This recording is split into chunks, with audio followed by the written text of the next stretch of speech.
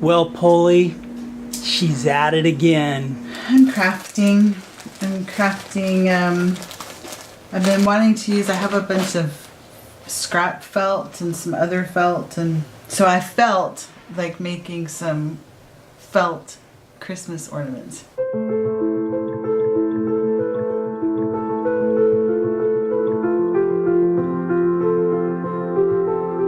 Jesus said man doesn't live by bread alone, but every word that proceeds from the mouth of God. We need food to survive and live, but revelation of God gives us life. Mm-hmm. And it's just so cool to really realize that. And then another part that was interesting to me was it seems like usually at the end of the year, which it did again this year, the end of the year, beginning of the new year and going into the fast, the beginning of the year, is when our funding runs out. So we really come to a place where we're really feeling a need for God and just provision. All right, so God's told us something's coming and to come home tonight. So we're eating the last sunflower seeds, walnuts, some almonds in there, a little bit of soup, bowl of cereal. Let's see. So yeah, it's a real fast. This is the end of it. And so we're waiting to see what God has in mind, what He has planned. All right, so here we are again. We've known that this is we're out of food. We're out of funding once again. We'd just been out all day. Jennifer and I had kind of a little date day while Matt was at a birthday party with his friend. And so Jennifer had a word, I don't know, a week ago or so that something is on the way, something bigger than we've ever experienced before to help us move on in the ministry. And God has just been giving us revelation after revelation about Himself and His Word and everything. Today she felt like God was telling you what after we got Matt? It kind of goes before, like I felt like today's mission, so to speak, the Lord just said, take Matt to his birthday party, enjoy some time with Scott, and go home. That was the direction. Go home. So we came home. I felt like God was saying, eat what you have. So we ate the rest. We gathered all the stuff you saw there before on our table. We ate that. And on the way home, it came to my mind a song. And we basically sang a worship song on the way home. Jennifer looked it up on her phone and got it, a song that we used to sing a while back. How does that one part go? Because we worship you because of who you are, not because of what we want you to give us, but because of who you are. So we sang that on the way back, and then felt like we were supposed to eat the food. We ate the food, we had a good time, kind of joked around about that, splitting it up and everything. And then I felt like after that, we were going to clean up, and then we needed to go into prayer. So Jennifer and I went into our room and had a good time of prayer and emotional and just talking to God and stuff like that. So that's where we're at right now.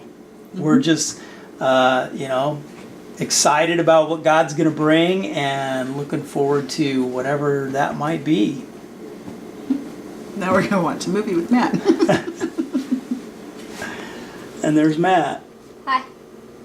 So going into it, we did what's called a Daniel fast, where basically you it's a partial fast. Yeah, you deny yourself some of the pleasures of your taste buds, like we cut out meat and sweets and pastas and no dairy. It was basically kind of, I guess, what you would call a vegan diet.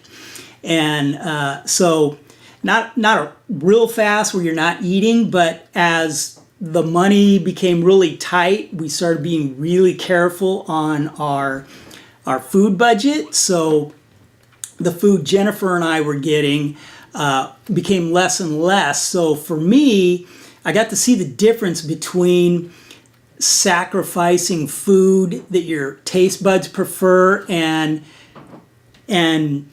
not having as much food as you would like to eat where you're hungry. And for me, it was like really seeing a difference how the vegan diet that we're eating, there's probably a lot of people around the world that would be totally satisfied with that and feel like that is like a huge blessing to be able to have that food. But for us, you know, we kind of take it for granted in America. Just the difference of being hungry for something I need to live as opposed to something that's, I guess, kind of a luxury to my taste buds was really helped me to feel more of a hunger and need for God, knowing that, you know, He's the one that provides food for us to live, and just being tight and not eating as much food. So I don't know, does that make sense?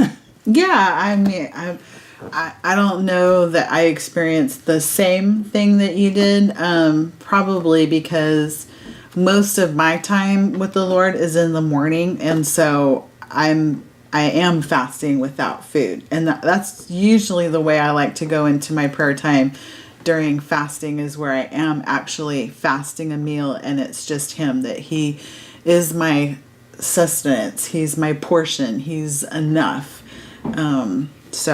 But yeah, and for our family, we've kind of come into a place where we kind of eat a brunch. You know, I get up early, I have to, because the cats want to eat, so I take care of them and everything, go into my prayer time, and then these guys get up a little bit later, and we end up having a later breakfast after she's done with her Bible study and everything. So I was kind of used to that. Get something for himself. I was kind of used to, you know, so I did my prayer time before I have a meal too, but during this fast, denying my taste buds of some things, and then on top of that, being hungry too, for me was pretty hard. It was, I don't know. And now that it's over, how do you feel? now that it's over, man, I've kind of, I got a little crazy.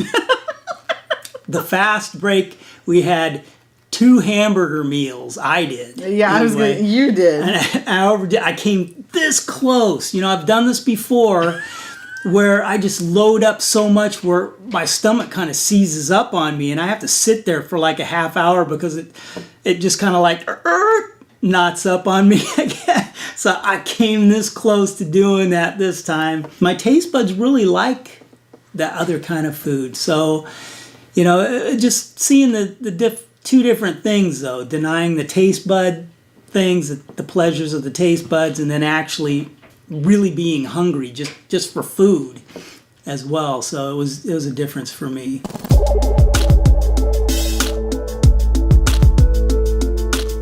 God has gifted Jennifer in an amazing way. You even got more creative.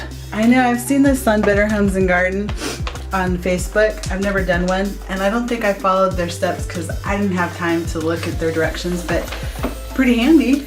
What is it? Wrapping paper that you can make into a gift bag.